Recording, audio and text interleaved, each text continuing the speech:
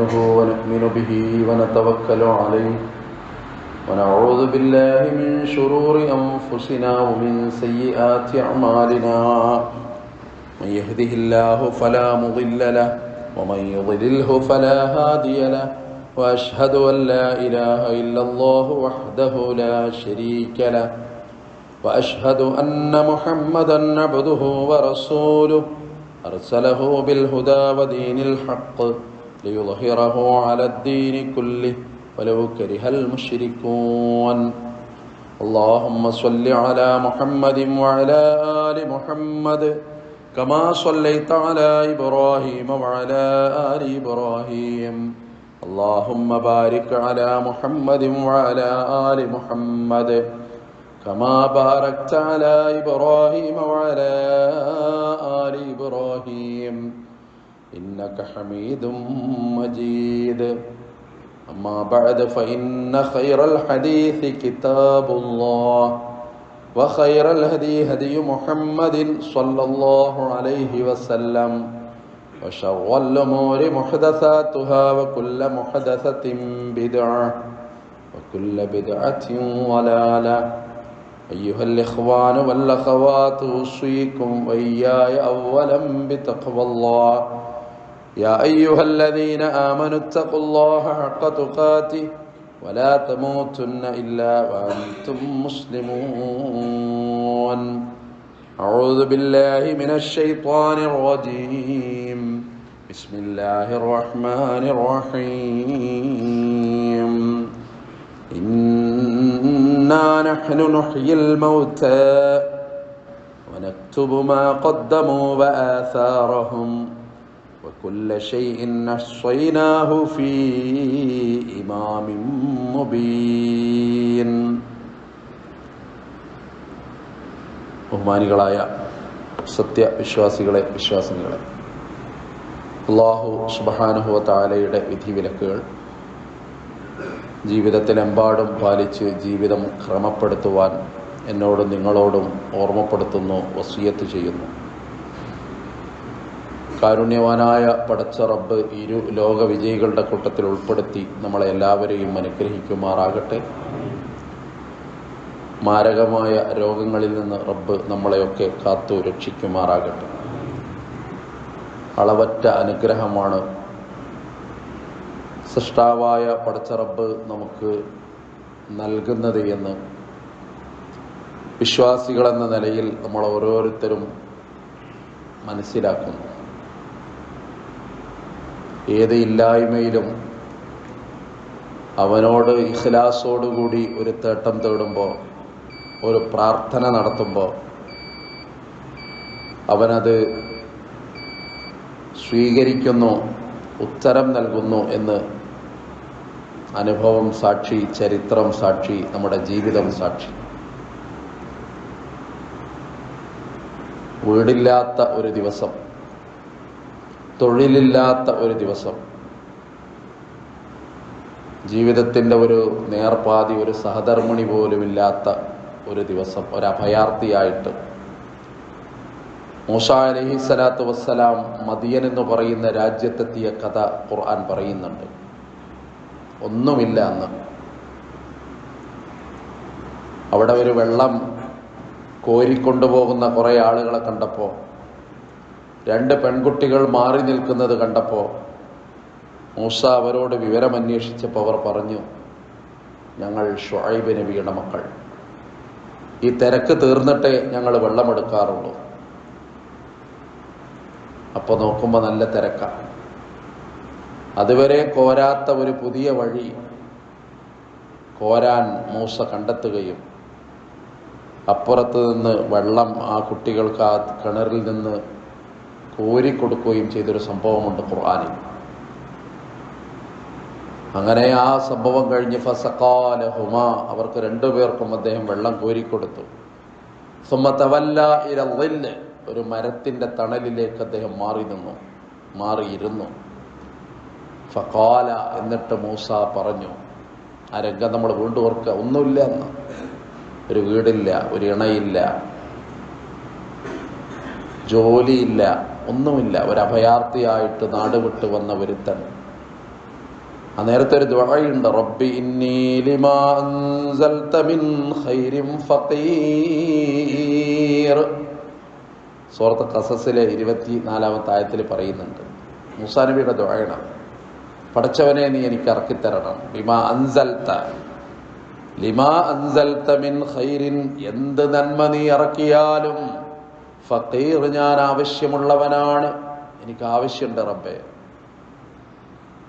അതിന്റെ തഫ്സീർ പറയുന്നത് അന്ന് സൂര്യൻ അസ്തമിച്ചില്ല, മൂസായുടെ പ്രാർത്ഥനയ്ക്ക് ഉത്തരം കിട്ടിയിട്ടല്ലാതെ എന്നാണ്.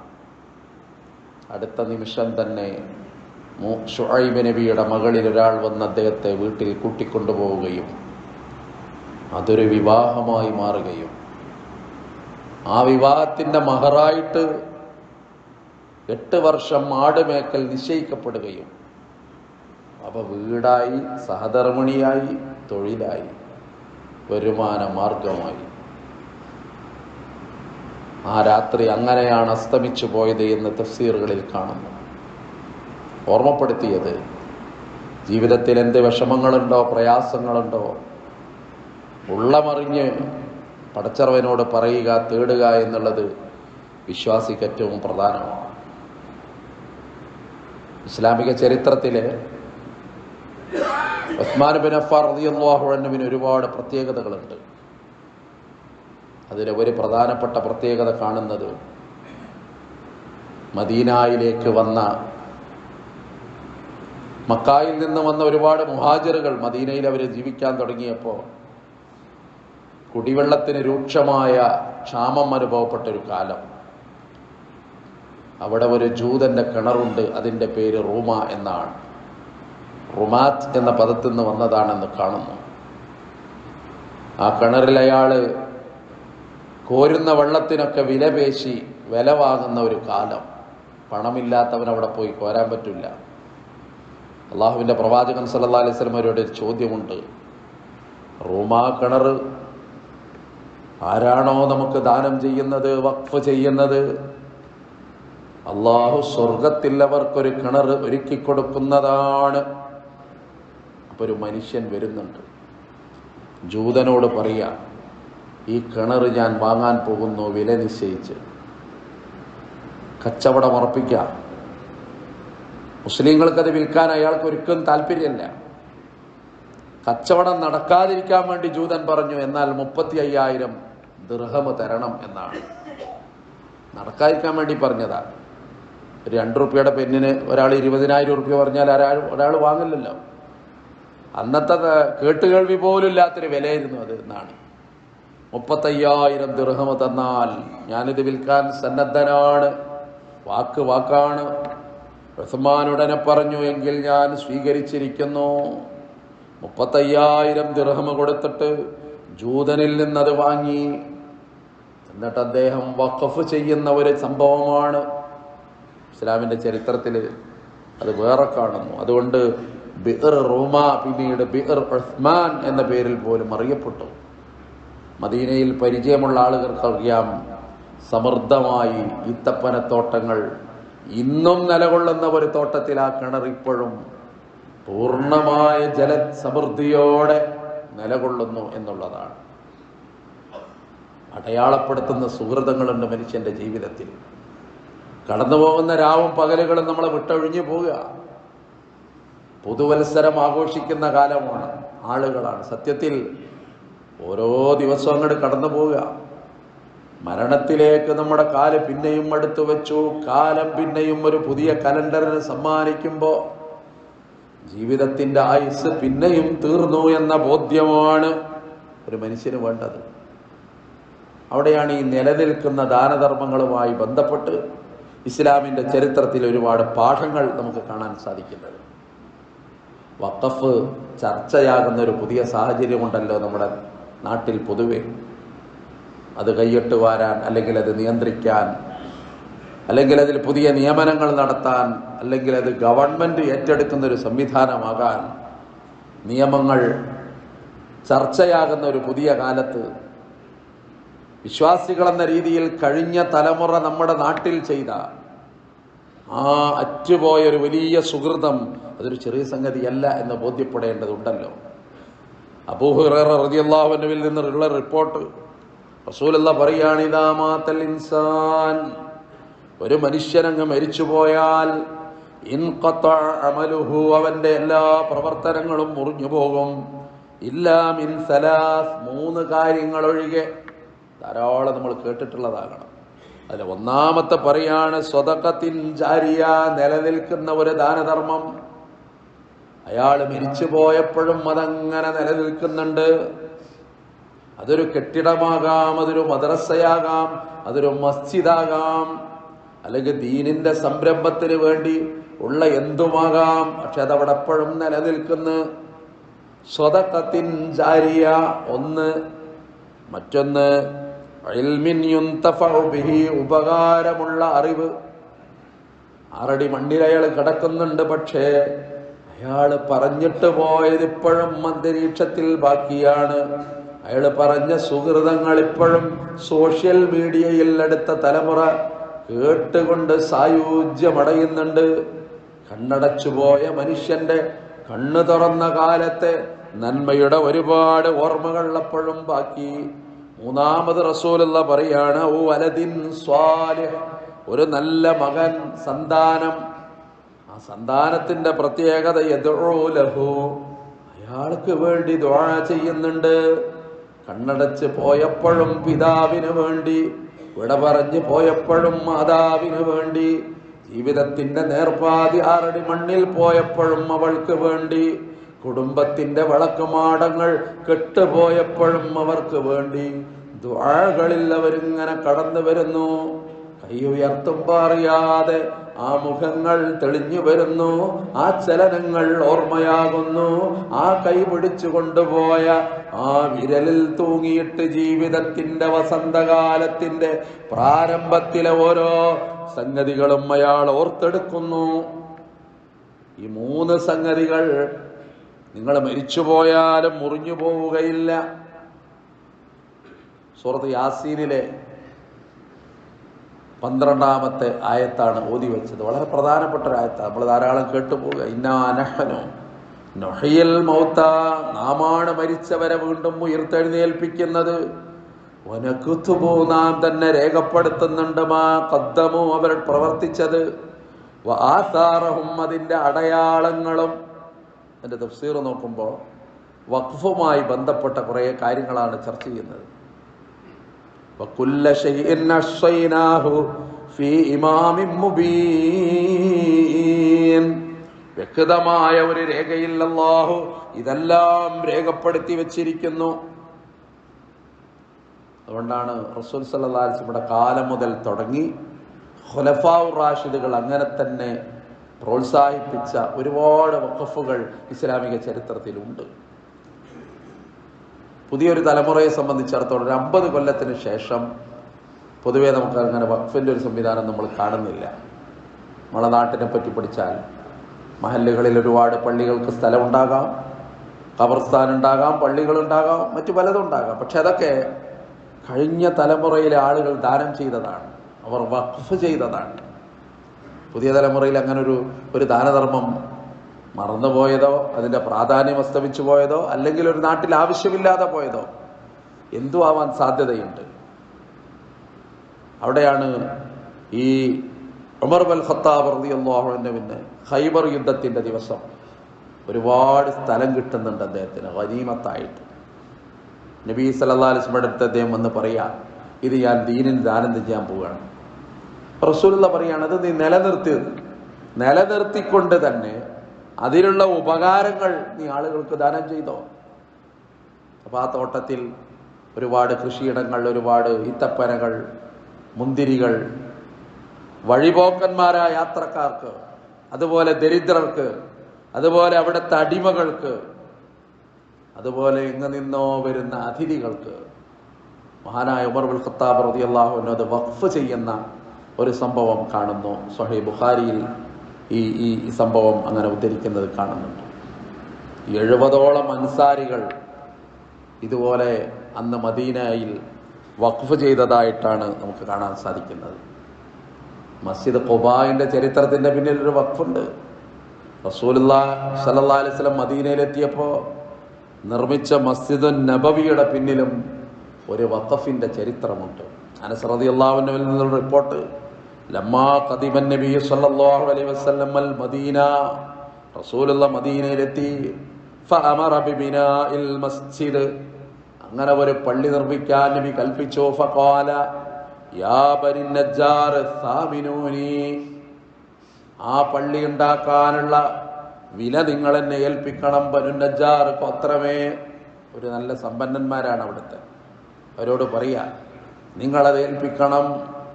ഖാലൂ, അവർ പറഞ്ഞു, അല്ലാ നത്ലുബു സമനഹു ഇല്ലാ ലില്ലാഹ്, ഞങ്ങളത് മൊത്താണ് സ്ഥലം ഏൽപ്പിക്കാൻ പോവുക, അതിന്റെ വില ഏൽപ്പിക്കുക, ഞങ്ങൾക്ക് ഒരൊറ്റ ലക്ഷ്യമുള്ളൂ, പ്രതിഫലം അല്ല മാത്രം തന്നാൽ മതി. ആ സ്വരൂപിച്ച പണമാണ് അവിടുത്തെ 2 അനാഥ മക്കളുടെ സ്ഥലം വിലക്ക് വാങ്ങി പ്രവാചകൻ സല്ലല്ലാഹു അലൈഹി വസല്ലം മസ്ജിദ് നബവിയുടെ നിർമ്മാണം നിർവഹിച്ചത് എന്ന് ചരിത്രം വായിക്കുമ്പോൾ കാണാൻ സാധിക്കും. ഞാൻ പറഞ്ഞു വന്നത്, വളരെ പ്രാധാന്യമർഹിക്കുന്ന, ജീവിതത്തിൽ എപ്പോഴാണ് ഈ അവസരങ്ങളൊക്കെ അറ്റുപോകുക എന്നറിയാത്ത, സാധിക്കുമ്പോഴല്ലേ ചെയ്യാൻ കഴിയുള്ളൂ ഏത് കാര്യങ്ങളും. പക്ഷെ മനുഷ്യനൊരു പ്രശ്നമുള്ളത് എന്താണെന്നറിയോ, എപ്പോഴാണോ നമുക്ക് സാധിക്കാതെ വരുന്നത് അപ്പോൾ നമ്മളെ മനസ്സ് തോന്നും അത് ചെയ്യണം എന്ന്. പള്ളിയിൽ നിന്ന് ഇങ്ങനെ ബാങ്ക് കൊടുക്കുക, പീഡിയ കൊലായ്മ ഇങ്ങനെ ഇരിക്കുക, അപ്പോൾ തോന്നുക പെരീക്ക് പോകണം അല്ലേ, ഹയ്യ അലസ്വലാ, പള്ളിയിലേക്ക് വരണേ നിസ്കരിക്കാൻ, ഹയ്യ അലൽ ഫലാഹ്, ഇത് വിജയമാണ് ജീവിതത്തിന്റെ, ഇരുലോക ജീവിതത്തിന്റെ വിജയത്തിന്റെ കാഹളം മസ്ജിദിന്റെ മുനാരത്തിൽ മുഴങ്ങിയപ്പോ അപ്പൊ അയാൾക്ക് അന്ന് തോന്നിയില്ല, അയാൾ തിരിഞ്ഞു കിടക്കുകയായിരുന്നു. പക്ഷെ അയാൾ തളർന്ന് കിടക്കുമ്പോ ഈ ബാങ്ക് ഇങ്ങനെ കേൾക്കുന്നുണ്ട് പെരേക്ക്. അന്ന് തോന്നാണ് ഈ മനുഷ്യന്, നടക്കാൻ സാധിച്ചിരുന്നെങ്കിൽ, എനിക്ക് പോകാൻ കഴിഞ്ഞിരുന്നെങ്കിൽ, എൻ്റെ ഒരു പുറം കുഴയാതിരുന്നെങ്കിൽ എനിക്കും പോകണമായിരുന്നു മസ്ജിദിലേക്ക് എന്ന് അയാൾക്ക് അപ്പം തോന്നുമെന്നാണ് മനുഷ്യന്റെ ഒരു മനഃശാസ്ത്ര. അതറിഞ്ഞിട്ട് തന്നെ റസൂൽ സല്ലല്ലാഹു അലൈഹി വസല്ലം ചില സംഗതികളൊക്കെ പറഞ്ഞത്. 5 കാര്യം നിങ്ങൾക്ക് എത്തുന്നതിന് മുമ്പ് 5 കാര്യം ചെയ്യണം കേട്ടോ എന്നാണ്. അത് ഒരു സംഗതി, കൊടിയ ദാരിദ്ര്യം നിങ്ങൾക്ക് എത്തുന്നതിന് മുമ്പ് അള്ളാഹു തന്ന സമ്പത്തിനെ നിങ്ങൾ ഉപയോഗപ്പെടുത്തുക. രോഗം നിങ്ങൾക്ക് എത്തുന്നതിന് മുമ്പ് അള്ളാഹു തന്ന ആരോഗ്യത്തെ നിങ്ങൾ ഉപയോഗപ്പെടുത്തുക. വാർദ്ധക്യം നിങ്ങൾക്ക് എത്തുന്നതിന് മുമ്പേ നിങ്ങളുടെ മനോഹരമായ യൗവനം നിങ്ങൾ അടയാളപ്പെടുത്തുക. അങ്ങനെ കുറേ സംഗതികൾ പഠിപ്പിക്കുന്നത് കാണുന്നു. അബൂ ഹുറൈറ റളിയല്ലാഹു അൻഹു എന്നത് വിശദമായ ഒരു ഹദീസ് ഇങ്ങനെ വായിക്കാൻ സാധിക്കും. റസൂൽ സല്ലല്ലാഹു അലൈഹി വസല്ലം പറയാ, ഇന്ന മിമ്മാ യൽഹഖുൽ മുഅ്മിന മിൻ അമലിഹി വഹസനാതിഹി ബഅദ മൗതിഹി, മരണത്തിന് ശേഷം ഒരു മനുഷ്യന്റെ പ്രവർത്തനങ്ങളും അവന്റെ നന്മകളും അവനിലേക്ക് പിന്നെയും വന്നു ചേരുന്നു. അല്ലമഹു, അവൻ പഠിപ്പിച്ചതും, വനശറഹു, അവൻ വ്യാപൃതമാക്കിയതും. ഇൽമുൻ യുന്തഫഉ ബിഹി എന്ന് നേരത്തെ വേറെ ഒരു രീതിയിൽ പറഞ്ഞ അതേ സംഭവമാണ് ഈ പറയുന്നത്. ഒന്ന്. രണ്ടാമത് പറയുന്നത് വവലദൻ സ്വാലിഹൻ തറകഹു, അവൻ വിട്ടേച്ചു പോയ നല്ലവനായ ഒരു മകൻ. ആ മകന്റെ പ്രവർത്തനം, അവന്റെ പ്രാർത്ഥന. തഫ്സീറുകളൊക്കെ വായിക്കുമ്പോൾ മകൻ അവന്റെ പ്രവർത്തനം തന്നെയാണെന്നാ പറയുന്നത്. ലൈസ ലിൽ ഇൻസാനി ഇല്ലാ മാ സഅ, ഓരോ മനുഷ്യനും അവൻ പ്രവർത്തിച്ചതല്ലാതെ ഇല്ല. അതിന്റെ തഫ്സീർ വായിക്കുമ്പോ കാണാം, ഇമാം ശാഫിഈ റഹ്മഹുല്ലാഹ് പറയുന്നുണ്ട്, മകൻ അവന്റെ പ്രവർത്തനമാണ്.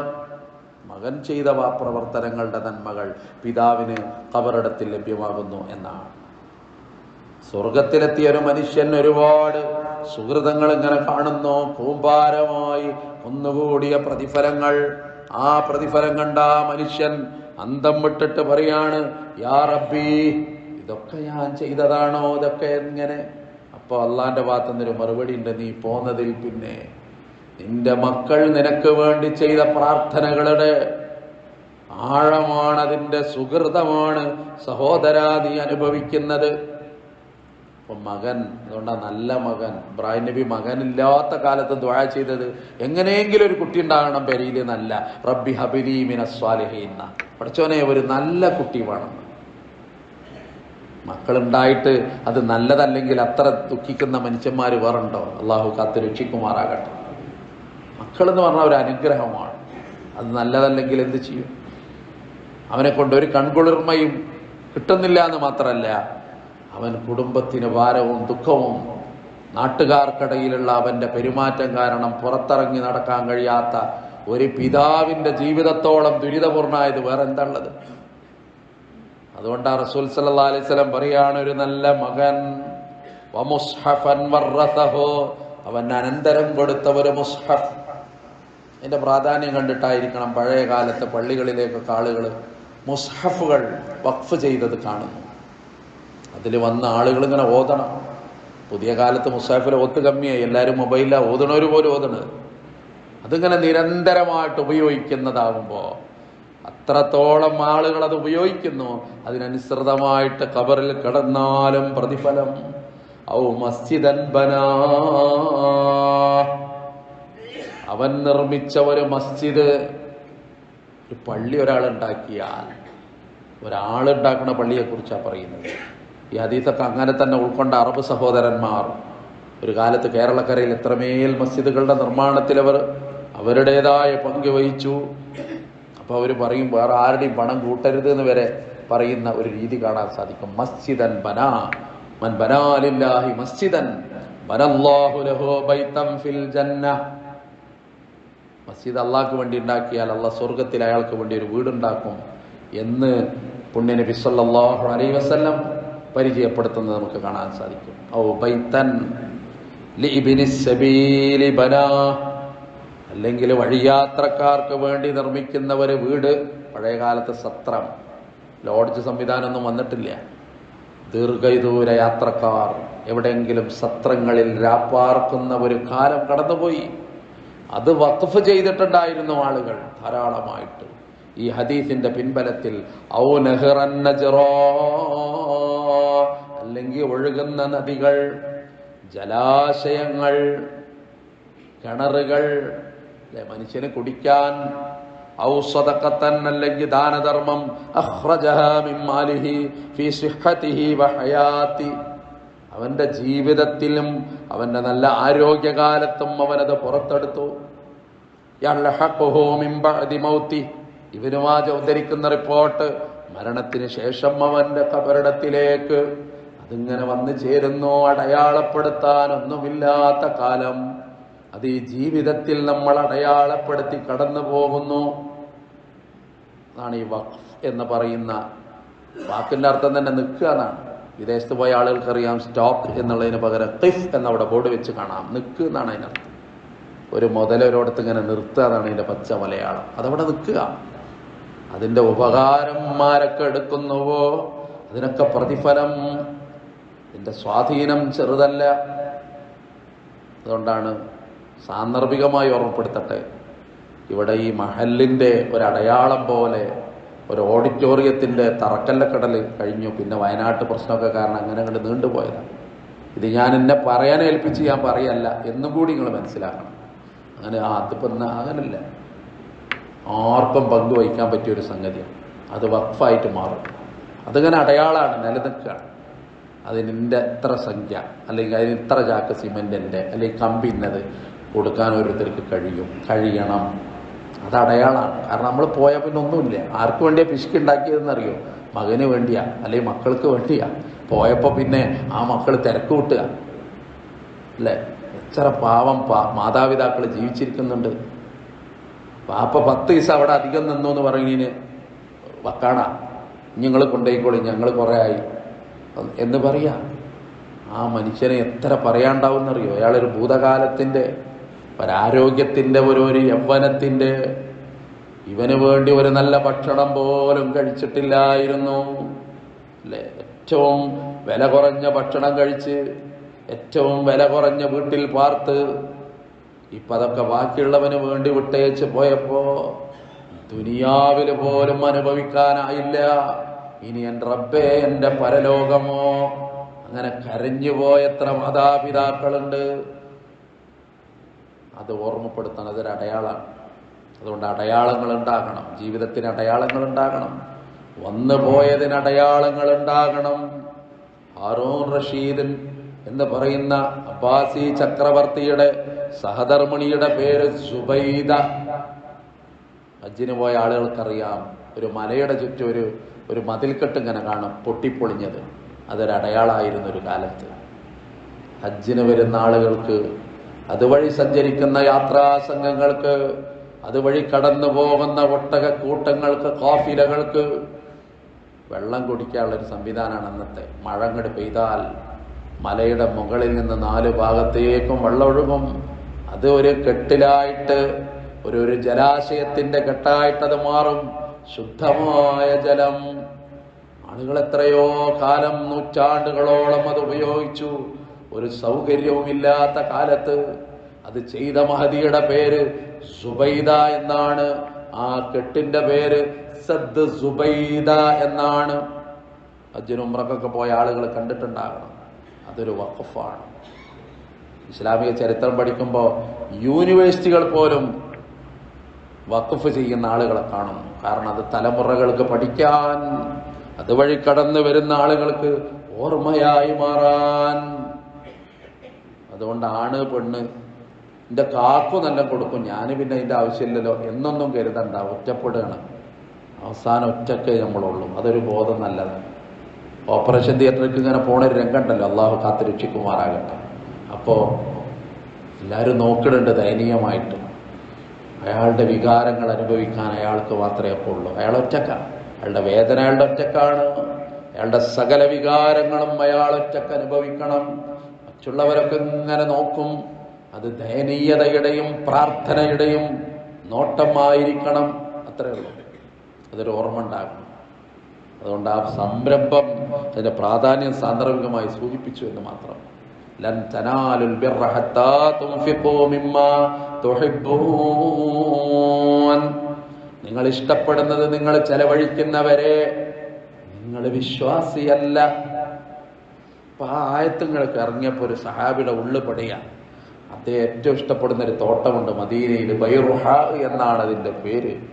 വലിയ ഇഷ്ടമാണത്. നിസ്കാരം കഴിഞ്ഞ് അപ്പോഴും അങ്ങോട്ട് അവിടെ വെള്ളം ഒഴിക്കാൻ, അതിനു വേണ്ട ശുശ്രൂഷകൾ ചെയ്യാൻ, അതിനു വേണ്ട ക്രയവിക്രയങ്ങളുമായിട്ട് ഓടിപ്പോവുകയാണ് മനുഷ്യൻ. നബിക്ക് ആ തോട്ടം ഇഷ്ടമായിരുന്നു എന്നാണ്. അദ്ദേഹം നബിയോട് പറഞ്ഞിരുന്നു, നബി സല്ലല്ലാഹു അലൈഹി വസല്ലമയോട്, നബി നിങ്ങൾ എപ്പോൾ വേണമെങ്കിൽ എൻ്റെ തോട്ടത്ത് കയറിക്കോളൂ, അവിടുത്തെ ഏത് പഴവും നിങ്ങൾ തിന്നോളൂ, എനിക്ക് തൃപ്തിയാണ്. നബിക്കും ഇഷ്ടമായിരുന്നു എന്നാണ്. നബിയും ആ തോട്ടത്തിൽ കയറുമായിരുന്നു. ഈ ആയത്തിറങ്ങിയ പിന്നെ അദ്ദേഹം വരിക നബിയുടെ അടുത്ത്, നബി സല്ലല്ലാഹു അലൈഹി വസല്ലം എന്ന് പറയാ, എനിക്ക് ഏറ്റവും ഇഷ്ടമുള്ള തോട്ടാണ്, ഏറ്റവും ഇഷ്ടമുള്ളത് നിങ്ങൾ ദാനധർമ്മം ചെയ്താലല്ലേ നിങ്ങൾക്ക് സ്വർഗം കിട്ടൂ എന്നല്ലേ ആയത്ത്. അതുകൊണ്ട് എൻ്റെ ബൈറുഹാ തോട്ടം ഞാൻ ദീനിന് സമർപ്പിച്ചു. പ്രവാചകൻ സല്ലല്ലാഹു അലൈഹി വസല്ലം ആ മനുഷ്യന്റെ കൈപിടിച്ച് പറഞ്ഞത്, നിന്റെ കുടുംബത്തിലെ പാവങ്ങൾക്ക്, അതുപോലെ നാട്ടിലെ പാവങ്ങൾക്ക് അതിന്റെ പ്രതിഫലം നീ ദാനം ചെയ്യുക. അങ്ങനെ ഒരു പൊതു തോട്ടമായിട്ടത് മാറുക. ഇല്ലാത്തവന് വന്നെടുക്കാം. അവിടുത്തെ പഴങ്ങൾ, അവിടുത്തെ ഈത്തപ്പനകൾ, അവിടുത്തെ ഈത്തപ്പഴങ്ങൾ ഒക്കെ ഇല്ലാത്തവന് വന്നെടുക്കാൻ പറ്റാവുന്ന തരത്തിൽ മനോഹരമായൊരു വഖഫായി മാറുന്നത് കാണാൻ സാധിക്കും. അതുകൊണ്ട് വീണ്ടും ഓർമ്മപ്പെടുത്തുന്നു, നമ്മൾ പോയാലും ചില അടയാളങ്ങൾ ഉണ്ടാകണം. നമുക്ക് ഒറ്റക്കാണ്, ജീവിതത്തിൽ തന്നെ പലപ്പോഴും ഒറ്റക്കാണ് ഈ ദുനിയാവിൻ്റെ വിശാലമായ ലോകത്ത്. പിന്നെ ആഖിറത്തിന്റെ കാര്യമോ? ഉസ്മാൻ ബിൻ അഫ്ഫാൻ റളിയല്ലാഹു അൻഹു ഖബർ ഇങ്ങനെ നോക്കി കരയുന്നുണ്ട്. ആളുകൾ ചോദിക്കുക, എന്തിനാ അങ്ങനെ കരയുന്നത്? അപ്പൊ പറഞ്ഞു, ഏകാന്തത ഓർക്കുമ്പോൾ കരഞ്ഞു പോവുകയാണ്. ഖബറിൽ ഒറ്റക്കല്ലേ നീ അങ്ങനെ ഓർക്കും? അപ്പൊ എനിക്ക് കരച്ചിൽ വരുന്നു എന്ന് റസൂലുള്ളാഹിന്റെ 2 മക്കളുടെ ഭർത്താവാകാൻ അല്ലാഹു ഭാഗ്യം കൊടുത്ത ദിന്നൂറൈനി എന്ന നാമധേയം കൊണ്ട് അനുഗ്രഹീതമായ ഉസ്മാനേ, സ്വർഗത്തിന്റെ ഒരു വാതിലിൽ ഞാൻ നിന്റെ പേര് വായിച്ചിട്ടുണ്ട് എന്ന് അള്ളാഹിന്റെ റസൂൽ സന്തോഷം അറിയിച്ചൊരു മനുഷ്യൻ. അവരൊക്കെ ഒരു ജീവിത പാതയാണ് അവിടെ നമ്മൾ വഹിക്കുന്നത്. അതുകൊണ്ട് അടയാളപ്പെടുത്താൻ നമുക്ക് നമ്മളേ ഉള്ളൂ. ആ ബോധമുണ്ടാകണം, ആ രീതിയിൽ ചിന്തകളുണ്ടാകണം. അതിൽ വഖഫ് എന്ന് പറയുന്നൊരു തലം ചിന്തിക്കുമ്പോൾ അത് അടയാളപ്പെടുത്താൻ അവസരം അല്ലാഹ് നമുക്ക് തന്നിട്ടുണ്ടെങ്കിൽ അറിയുന്നവൻ അല്ലാഹുവാണ്. അതിൻ്റെ കൂടെ നിൽക്കാൻ നമുക്ക് സാധിക്കണം. അല്ലാഹു അനുഗ്രഹിക്കുമാറാകട്ടെ.